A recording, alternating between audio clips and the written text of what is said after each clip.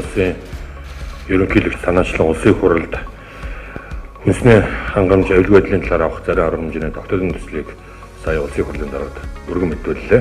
Сүүлийн саруудын нөхцөлийг авч үзэх юм бол Монгол улсад хүнсний бүтээгдэхүүний үн сүүлийн 1 жилийн хугацаанд 20 гаруй хувиар өслөө. Инфляц 15% хүрээд байна.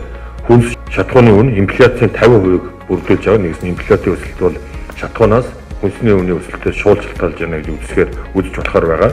Жимс жимсхний үн 42%-аар, хүнсний ногооны үн 47%-аар, сүүн бүтээгдэхүүний үн 15%-аар өссөн юм үзүүлэлттэй байгаа.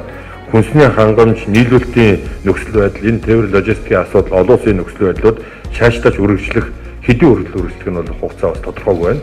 Тийм учраас манай улсын хүнсний хангамж аюулгүй байдалд онцгой анхаарах зайлшгүй шаардлагатай байгаа талаар Монгол Улсын ерөнхийлөгч улсын хурлд мэдээлэл хийж энэ салбарт ард иргэдийн анхаарлыг хандуулах, төрөлхтний анхаарлыг хандуулах чиглэлээр алхмууд хийж эхлэх байгаа.